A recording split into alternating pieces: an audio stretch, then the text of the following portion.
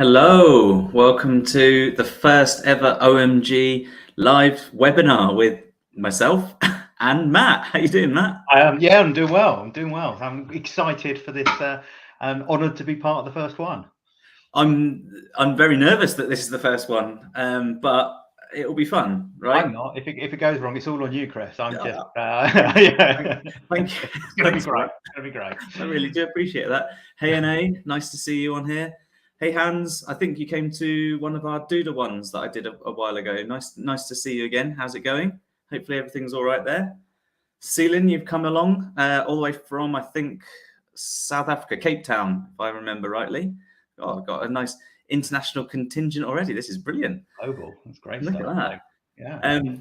So we'll let a few people filter in and see where they're coming from. So I think If you don't mind me jumping in, anyone who hasn't seen it, I really genuinely enjoyed that. I think that was a great webinar, actually. So what webinar? My one? Yeah, the Duda one that you guessed it on. No, genuinely, I thought that was really good. So I wasn't ever good enough to be an actor. I'm barely good enough to be a public speaker. So I have to do these things, and these are great. A lot of fun. Yeah, good. Yeah, people should look that one out, but obviously not until this is finished. Yeah. At the end. I'll go now. Just hit up Anton, and he'll find the link. It's on the Duda what's called YouTube channel as well. But we've got a really good webinar in store today. Hopefully, given how the world is turning and how things are moving at reasonable pace, I think, especially given the current news. But we'll keep politics and things out of it from this kind of perspective today. Hopefully, we'll be able to help as many digital agency leaders as possible when it comes to sort of thoughts, decision making, actions, and like adding to the ever-growing to-do list. So, sorry, digital agency leaders, if your to-do list is increased slightly after this webinar, but it's with only with love that we bring up these points. So. I think I'm ready to start. Are you ready to start, Matt? I'm good to go, yeah. Yeah. Hopefully everyone else who's watching from home or home office or just office are ready as well. So, Matt, I do have a confession to make. Oh, no. It scares me when you start saying this. So, you've changed the topic. We're doing it in song. Come on, hit me with it. You said to me the other day that I am an agent of chaos. And I am. So what I've done is we've got 6 different kind of key areas to cover in this webinar today, and I sent you the slides. You've seen them in advance, so we can make sure we know what we're talking about and things like that. What I've done though is I've completely reordered them ahead of this webinar, just to keep you on your toes, because I know how much you love to prepare for things. Yeah. So in doing so, hopefully this will be a lot more fun. I'm going to count the number of ums and ahs from both of us, probably a few, considering I can't remember what order they're in either. So I'm pretty fun. I'm as much in the dark as you are. So let's see what comes up first, shall we? Yeah, let's see what happens. Oh, thanks for coming. We're off now. Over, everybody. That was great. It was punchy. Yeah, I think you did very well, Matt, considering. Thank you. No mistakes. Yeah. No, none at all. So there we go. This is a good starting point. So recession looming, almost deadly certain. Like there's almost no chance of there not being one now, and that's globally as well as UK, US in particular. How you were running an agency back in 2008, or a business as well, should we say, because there were many facets to your agency. You should listen to Matt's podcast, by the way. So. How bad do you think it will be? Is it going to be a Cashmageddon? What we looking at? Everyone eating tins of beans? God, well, let's be honest. We don't know. No one here's got a crystal ball. No one's got a crystal ball. I think you can go as high up the food chain as you can, although there might be a bit missing at the top of the food chain. No one knows, clearly. So yeah. It's looking shaky for sure. It's going to affect different people at different levels. So I think even if it's Cashmageddon, it's hidden, that doesn't mean it affects everyone at the same level, does it? Yeah. So, you can sit and worry, You can persuade yourself, not to do things that you would otherwise do, or and kind of to some extent live in the now. Have plans in place, agreed. but only really making decisions based on what's happening, and just keeping a real tight, close eye on what is happening. Yeah, absolutely. I think one of the key things that really does drive into recession is how people act before it. Someone said something to me the other day, and it was quite profound. He said you should really be looking at supply chain, because things in supply chain are bought and sold months, if not sometimes years, before they're actually used. So the costing for those sorts of things are catered for months and months in advance. And if you're looking at things like supply chain, there's not a huge amount changing at the minute beyond the geopolitical stuff that we're not going to touch. But that sort of suggests to me, when you're in the sea, or probably when you were a kid, before, you're standing in the sea and you're facing the shore, and the wave comes over you, but you don't move. The wave goes over the top of you before your body can bob up. Yeah. I feel like the wave is over us at the minute. It's happening. It's going to happen, but we haven't all moved quite yet. And I think that there's probably quite a high likelihood of the impact from, say, today being felt in a year plus's time. I think that's pretty fair. I know, like my conversations with people, I think lots of people are concerned. I don't know if anyone's really feeling. Costs have gone up. We can't ignore that. But in terms of new work, I'm not seeing a consistent drop off. I think you're right. I think there's things are happening, but maybe they're not hitting people in the way they might at some point. Yeah, and I'd argue that obviously different industries and different types of businesses will always feel differently around these sorts of things. So leisure-based things usually, and hospitality usually, suffer in these sorts of situations. Service-based industries usually tend to do relatively well. And I think since the last recession and previous to that, the digital marketing and digital agency kind of service sector has professionalized hugely into something which is a lot more credible. And I think perhaps, yes, things will be tough. Some clients might leave, some clients might reduce or pause and things like that. But because of the legitimization of the sector as a whole, it may well be looked upon in the same kind of way as you would have done with lawyers and solicitors and with with accountants and the things like that. Yeah, definitely. So I think another another temperature gauge I've often used is, my last agency was involved with advertising, and that's always one of the things that gets it gets cut off quickly, especially if you've got people at the top suggesting pulling back on advertising. Spend drops quickly. You'll often see that in CPC rates changing, and so, but also comes back quickly at the end as optimism starts returning. I'm less involved now. I'm not seeing everyone saying there's a fire sale on advertising. I think spend is still happening, which suggests some optimism in the market, doesn't it? It does, and I've spoken to a couple of digital agency leaders who run PPC firms, and they've seen a few changes, but not anything that would be immediately worrying. I think, I think change is part of life, and I think potentially things need to be done. You need to prepare. You need to make all of the things that we're going to go through in the following slides. I think all of those things are you should be doing those things anyway. These are just really good to be done now. So if we move on to the first one, which is slide number 5. Awesome. So get ready. Operations and processes. Almost always under sold when it comes to running an agency, usually because they're moving a million miles a minute. Everything's kind of in everyone's head. You end up with these kind of unwritten ground rules, and no one kind of has it written down particularly well what needs to be done. But also the actual operational parts of agencies typically end up being can be bloated and expensive. And I think with potentially cash being less available when an agency is being run, sometimes those things end up being kind of overlooked somewhat more. What do you reckon?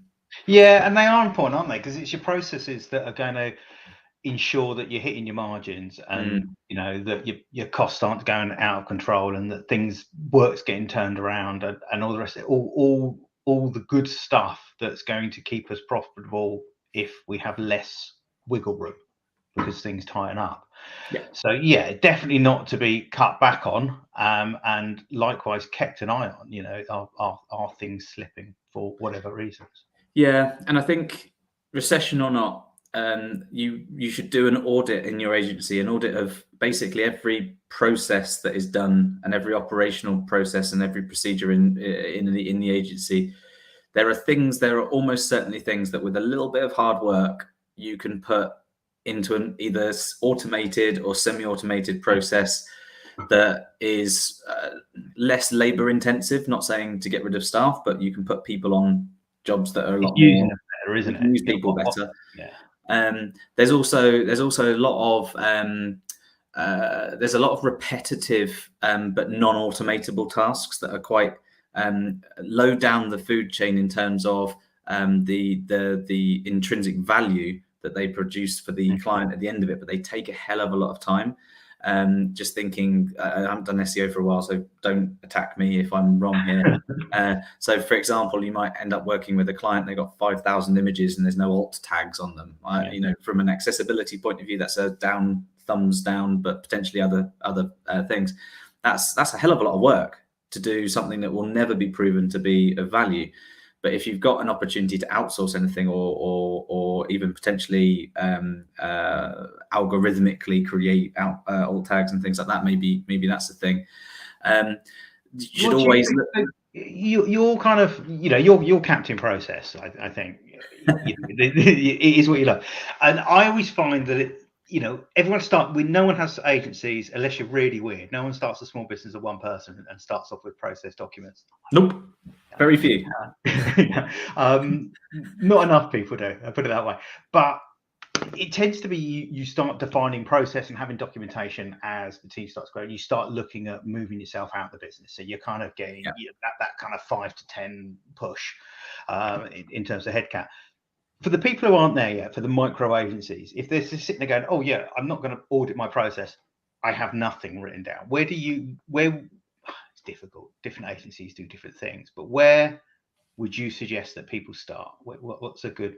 So I'm going to just throw the chaos back at you and throw you on. So, where would I start in building processes? Is that? Yeah, if somebody's just heard you say, "Oh, audit my process," and they go, "Do you know what? We don't have it documented." So from someone who has done this, and I did do this as early as I could do, and it was originally just a Word document with nested bullet lists.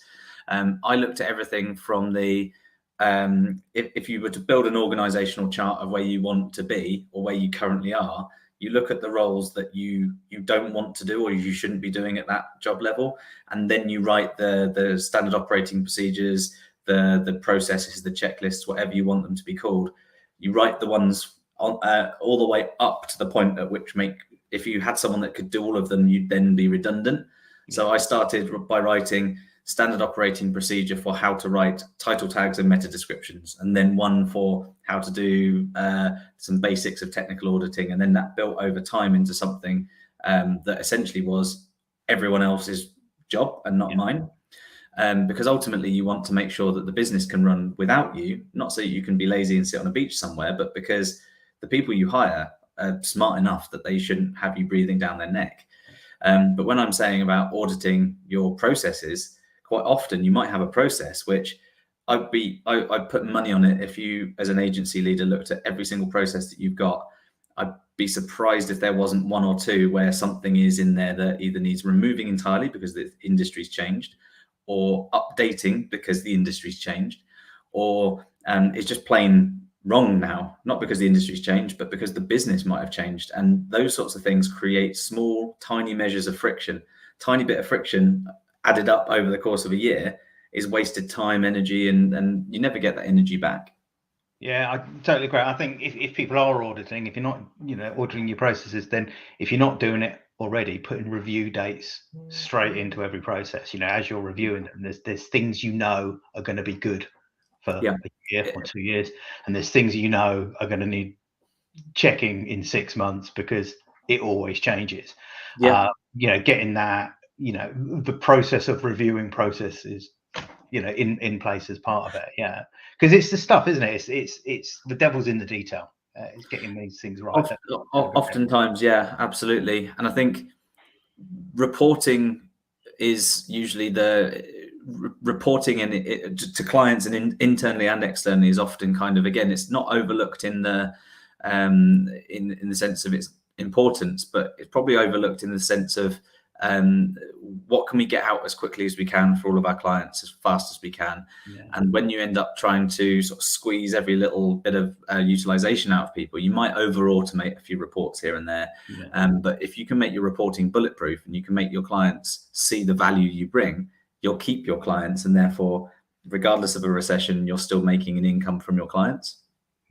Don't get me started on reporting. That's one of my for sure. We haven't got long enough, but yes, so, I'll just stick with yes. So just to close off the operations and the systems bit, I think the key things really is to audit everything you can, automate whatever you can, and make sure that you're reporting and the level of internal communication reporting is quite good as well, because people get worried in a recession. I clocked a question come in from Hans as well. About requisites for clients. So are you able to pop that one up? I think that's here we go. Probably look at that efficiency. So, because of a difficult time, will you lower your requisites for clients? I mean, taking clients you wouldn't yesterday. So I don't know about you, Matt. I'm taking that as, would you kind of reduce the sort of the qualification barrier to take new clients in? Definitely, yeah. On the sales side, I've got an answer to that. Okay. So I'm going to let Matt say something on this one first. I would say ideally no. I don't think you should be planning to lower the bar, because if your requirements are well defined and they're based on logic, this is what we need in order to have a profitable client, then that shouldn't change. If it does change the requirements. Don't make exceptions on a per client basis. That's kind of my take on it. I'd also argue, Hans, that reducing the requirements or the qualification criteria for taking on new clients may end up costing more money in the long run. You might take more revenue in, but you'll either churn that client sooner, and that's costly, or that client may end up causing a problem which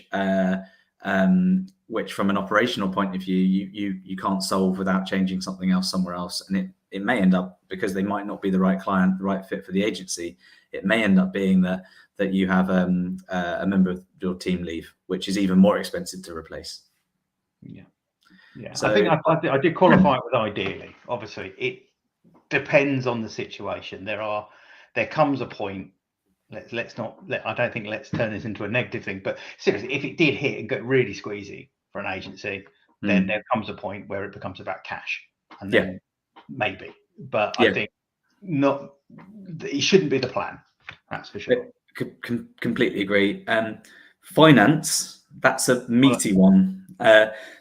So as the person on the screen here, the lovely cartoon person, saying, know what you have and where it's going. Be sure to keep your clients paying on time. That's if you take nothing else out of this entire webinar, you should know exactly how many pennies and pounds you've got, dollars, whatever currency it is. You should know how much money you have got and where it is going and when it is coming back. Not necessarily down to the penny, but your management reports that you get from your finance director or from your accountants and things, they should show you your cash flow forecasting. They should show you where your money is going and how much of it you've got left. But just as importantly, if not more importantly, you really need to make sure your clients pay on time, because any delays from them is a knock-on impact to your cash flow, which is a knock-on impact to you paying your own bills. I know that you've got a lot of feeling on the finance side as well, Matt, based on the conversations we've had. But what's your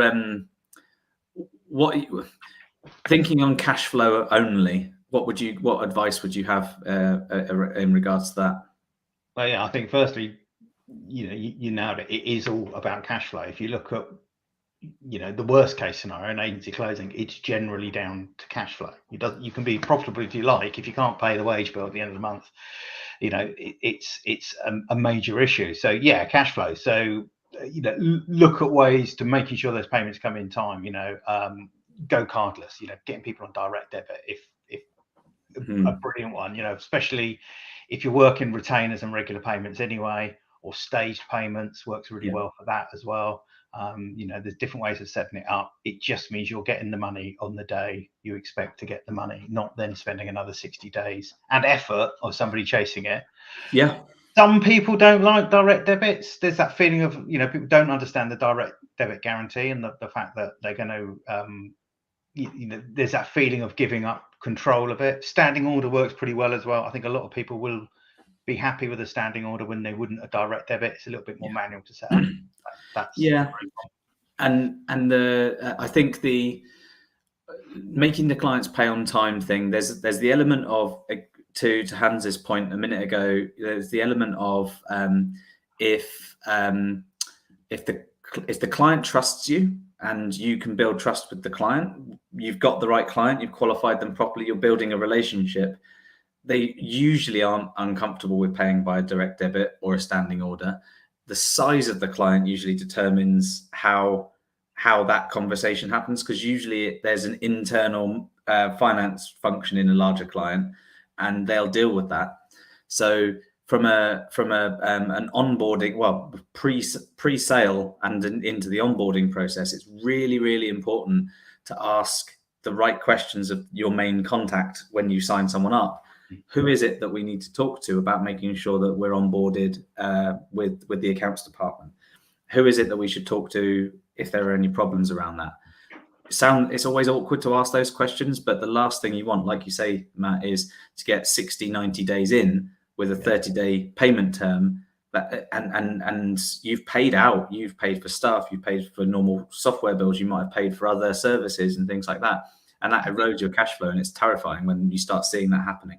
Yeah. I think there's another opportunity around there at the moment. Is that most businesses are getting pretty hideous interest rates still, even though the base rate's risen. So if you've got a cash rich client, then if you're working regular, can you give them a discount? A small discount for an upfront payment. Well, if cash flow is a challenge for you, then that actually could end up being a kind of a cheap way to finance. And actually be quite a good deal for the client as well, because suddenly they're getting value on that cash in the business they wouldn't otherwise get. I think sometimes you've got to kind of look at it a bit creatively. And I think, if nothing else, you should ensure you have got an excellent accountant. Whether it's internal or external, your management accounts should show you all the key metrics that are basic for basic businesses, but also anything that is a kind of a leading indicator from your perspective of future issues and success and wins. I work with an agency leader who has his management accounts update every 3 hours, which that might be too far for some people. Weekly is usually all right, monthly if nothing else, but your management account should be allowing you to see where your cash flow is going, where your income is going, how many debtors you have, debtor days on average, things like that. Because if those debtor days start to rise, that's a problem down the line. That's 30, 60 days down the line, there's a problem there. But making sure that you're kind of having that forecasting allows you to be a bit more smart when you review spend. So building in resilience in your cash in the business is important. Okay, there's a recession coming, there's a recession on, for example, but the thing you should never do is just suddenly start slashing costs. Slashing spend just to make numbers in one column larger than the other. This is it. Things like management accounts that they're a tool for us getting ahead, so we don't have to be as reactive, aren't they? I think having them is great. The idea of 3 hour management accounts, there has to be some sense behind there. But I'm sitting there going, well, you're not going to review them every 3 hours, and if you do, but I'm sure there's a use case there. But to me, having them is one thing. There was certainly a period of my life as a business leader where the management accounts were a piece of paper that was put on my desk, and I kind of had a bit of a scan down it and put it away because I didn't really know what to do with it, to be honest. I knew what the numbers meant, but in terms of interpreting them into how does this change into action? So we kind of changed that into, as you said, have a good accountant. I had a great accountant. We turned it into, we reviewed the accounts together every month rather than being an email or whatever. And these are the metrics we're going to really go over, and an actual discussion around what we're going to do about them, and then taking that into your 90-day plan or your 30-day plan as well. I'm bad when I get given a big spreadsheet with loads of numbers in. I want to know, do I need to look at this in any detail? Where should I look? So I came along with my accountant. We created essentially a traffic light system. Red meant really risky. Orange went, you had to go and look at something and dig into something, and green was everything is on the right line and everything is going the right direction. But I think don't randomly cut costs. Invest in, if nothing else, a brilliant accountant or finance director in your agency, because they're the ones that ultimately will be able to show you the direction you're heading in. I think randomly cutting. Sorry, just jump back. Don't randomly cut costs.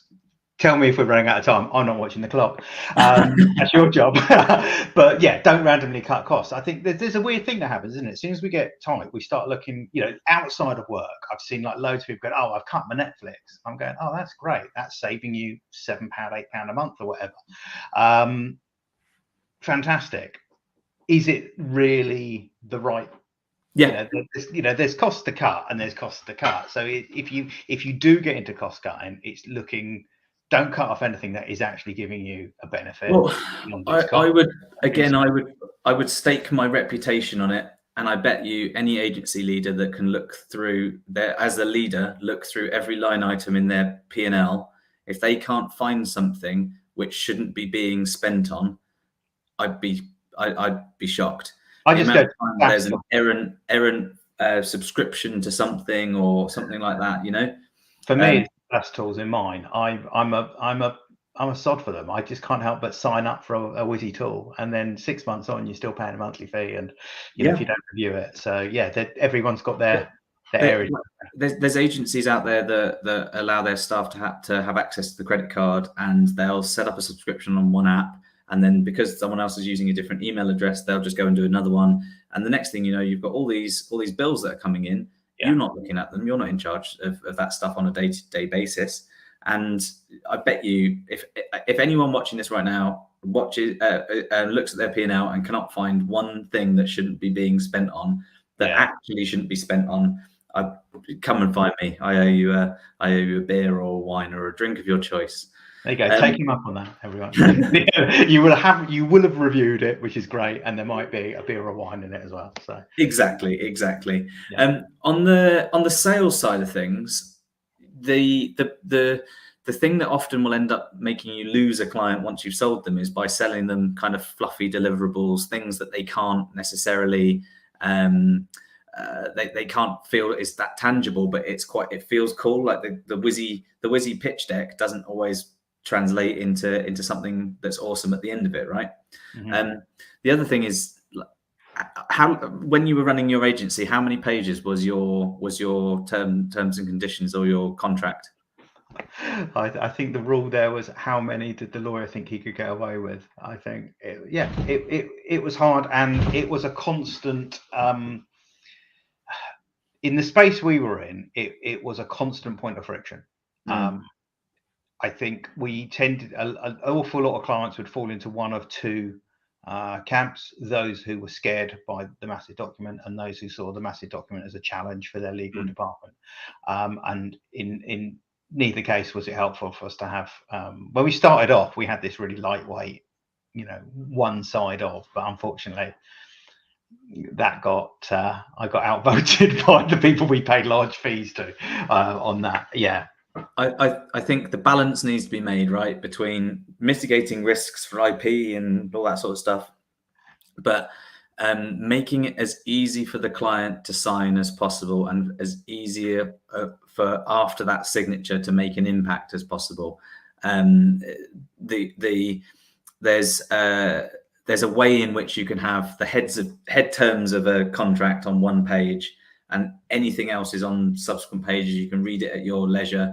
And if you're looking at clients where you're working with the marketing manager only and it doesn't have to go through a very long process, then the heads of terms stuff is usually enough. And it means that it can get signed really quickly and you can start billing really quickly and start earning really quickly. But the longer the contract, usually the more red pen comes back on that contract, because the lawyer on the other side has to justify their work.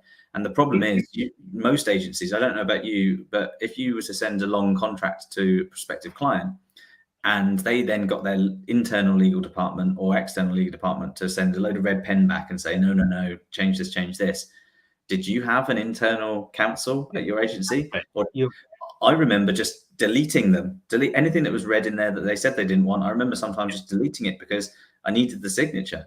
And then when you think about, I'm worried about a recession coming along, you might delete things that you ought not to, and it can cost you dearly in the future just to get the sale through.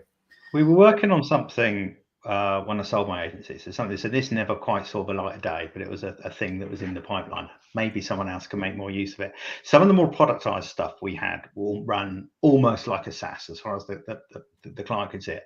So we were going to just literally have it so that the contract was signed within effectively looking like a SaaS. They would log into the dashboard, they would ask for this addition to be on there, they would sign up, and as with all these things, the meat of the headlines were there, but the meat was in a terms and conditions document that they could scroll through if they really wanted to, and then everyone does.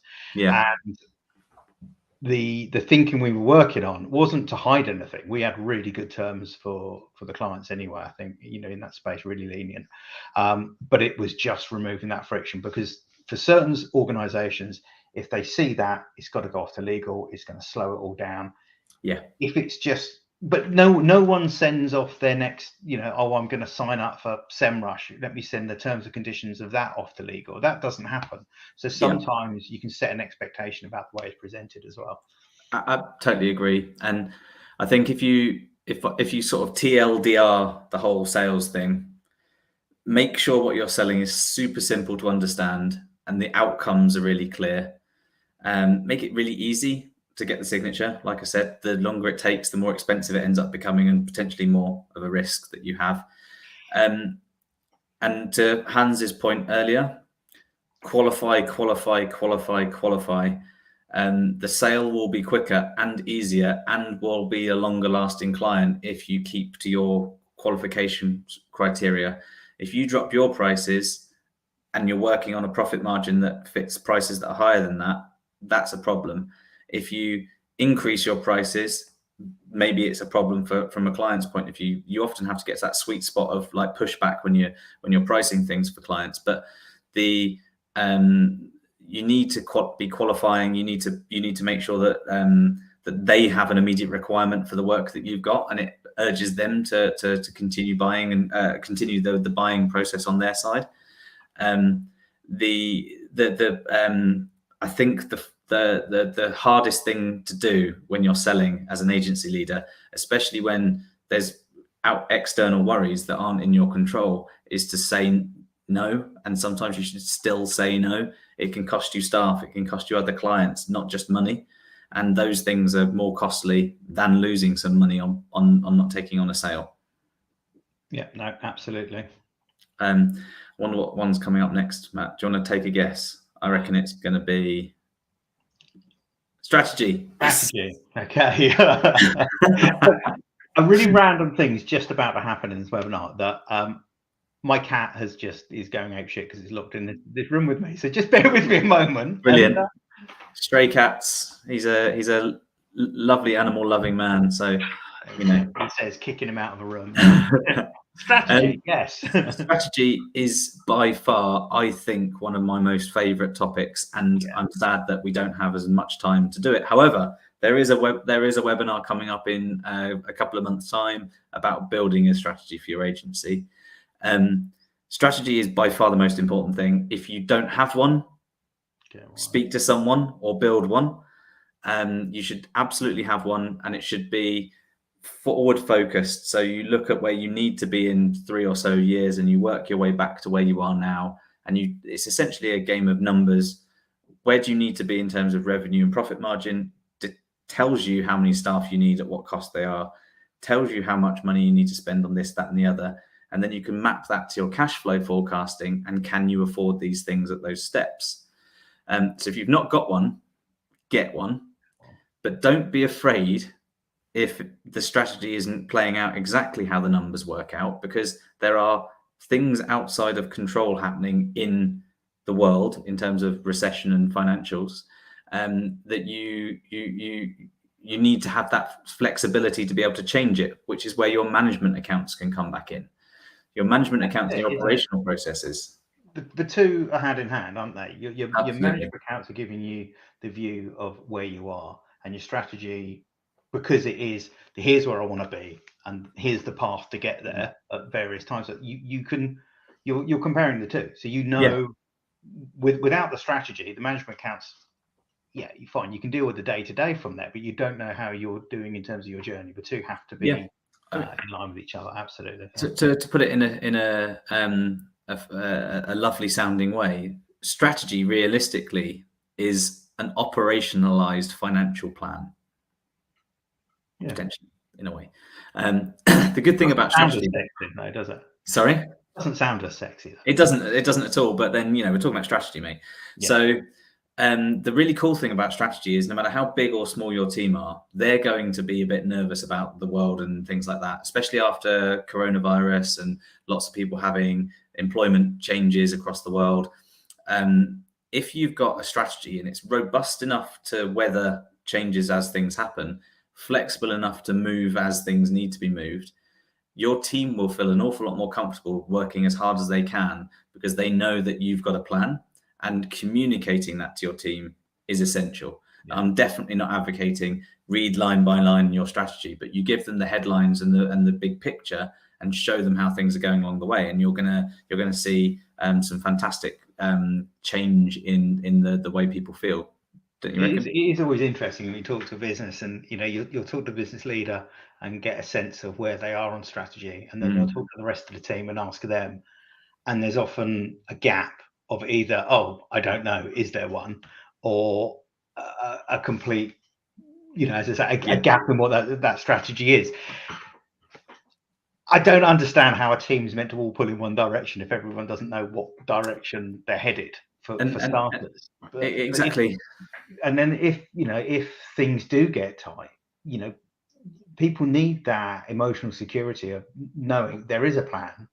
They can judge that it's going well and to that plan, even if it's been updated. The last thing you want is a quarter workforce concerned about their future job and spending a chunk of their time job hunting and looking around and so on. So the communication always, isn't it?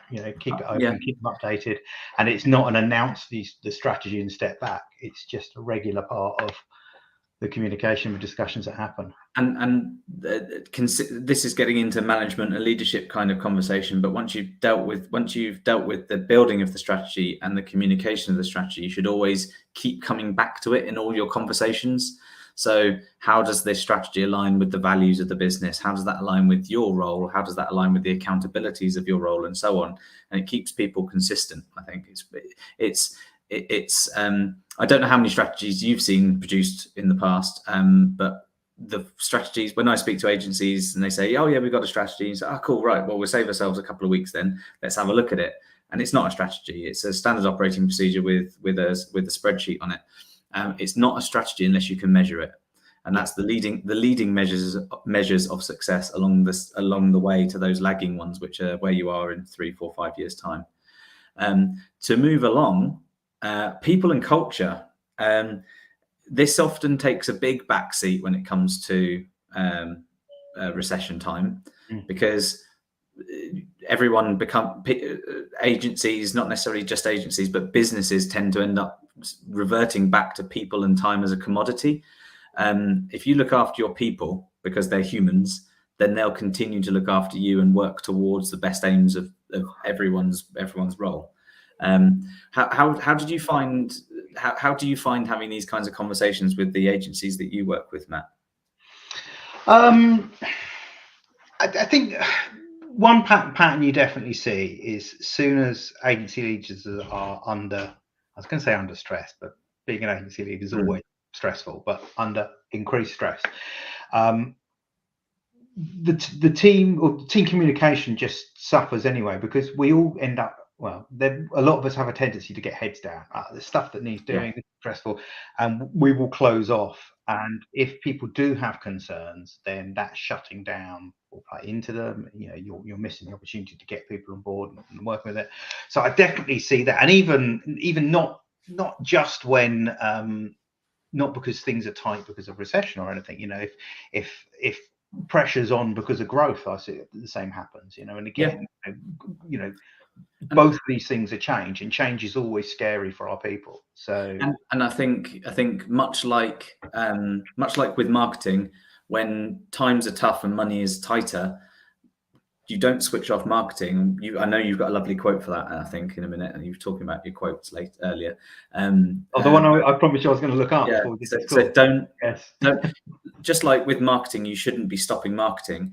You shouldn't be stopping the training and development and support of your team. Even every penny that you spend on your team should and usually is paid back in the long run. It really is. And I don't feel like we're doing this justice because of time, but if you look after your humans will look after you and their clients. It's really, really, really that simple. Marketing, timely coming up, just as I brought that up. Clients often, you end up having conversations with some clients because they'll want to leave or want to pause. They want to stop their marketing, and they'll want to stop people seeing them. That's stupid, right?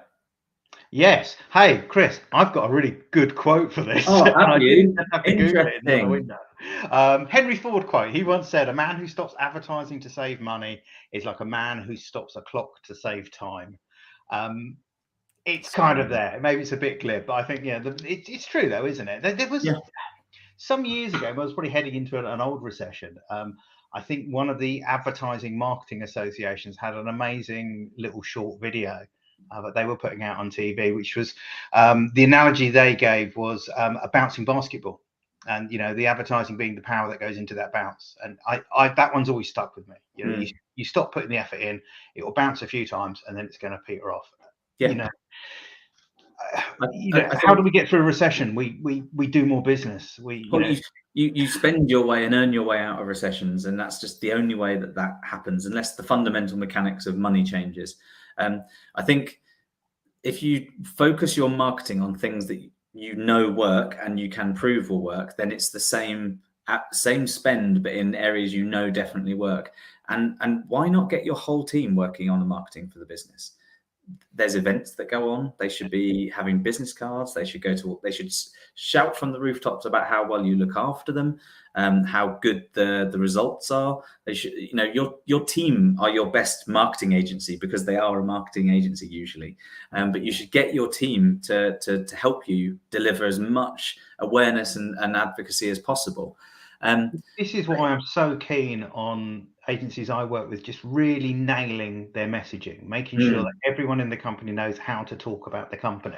Yeah, because then every point of contact you are selling yourselves. You know, or what does your company do? Oh, you know, we do something in digital. Doesn't help you at all. You know, we do this for these people. And you should absolutely focus your marketing on the stuff that you know you do well. Because if you're doing it in the right place that you know works, and you're doing it to the right people because you qualify, and you've got your people aware of what you're selling, when you market to the people that market the services you know you do well, well, you've increased the value of that sale that comes through, because that sale will stay with you for longer. It's really, really, really, really, really simple. We've got time for one question. I think I've got one here from where is it? Anna, there we go. I'll put it on the screen. So, how do you know when your pricing is right? It's a bit like Bruce Forsyth here. For those of you in the UK, you'll know that reference. So, how do you know when your pricing is right? Especially in the recession, I think that's probably more pertinent. Do you know what? I'm going to let you take this one, because our pricing. So my most recent direct agency experience, we worked on quite a strange model. Okay. So whereas I'm dealing with pricing for others, I think you're more first hand. So I think the key thing from a pricing point of view is you work out what margins you need first, and you work out what your cost base to deliver at a zero profit margin would be. And then at the very least, you need to make sure that you're putting 2/3 onto that to allow for costs which aren't considered, but also a profit margin of at the very least, you need 60% profit margin as a gross profit to be aiming for in order to bring your net profit margin down to something nice. The real testers of whether you know you've got it right is you get lots of yeses, but if you get all yeses relatively quickly, put your prices up, and then when you start getting more no's, you know the pricing is getting closer and closer to the right place. It's very, very difficult without having like a very clear understanding of the specific products that you're selling. But the key thing I think is you push the pricing as high as you can ethically. That as long as it definitely makes at least 60% gross profit based on the numbers. Keep reviewing that as well, isn't it? It's Oh, part yeah. of that management account review, looking at that margin. Well, in your hopefully one page contract with your client, it should say every year we reserve the right to increase fees by at least 10%. You don't usually increase them by 10%, but it's there in the contract if you wanted to do so. And I think that it's quite important that you think about that. I think all that remains now, beyond wishing everyone the best of luck, I'm in the OMG community, Matt's in the OMG community. We're here to help everyone. And this industry is full of wonderful, fantastic, very helpful people. And I think that the only way that we all do well is by all of us helping each other. Any questions you've got, you can always put them in the comments. You can always send them to Matt and I through the community. And there's so much more to talk about on this, and it's we might have to do mini videos around it and things like that. The next tip of the iceberg, wasn't it? It was very much. The next webinar on the 14th of November is about getting the right bums on the right seats, and that's a conversation with Ross Tavendale, who's the MD of Type A Media, and Anna Marsden, who's one of the trainers at the OMG Centre. We're going to talk about finding the right people to hire, but also making sure you keep the right people whilst they're there. I think you excuse me, you get the right people on the right seats, you keep the right people on the right seats. Those people do a really good job, and everyone's happy. Look forward to it. Thank you very much, everybody, for coming along to the first ever webinar. There are, I'm sorry to say, if you didn't like it, 26 more planned. Well, I get to take a back seat for the next few. So, thank you so much for coming, Matt, and thanks very much, everyone, for joining us. Okay. Thank you. Bye, everyone.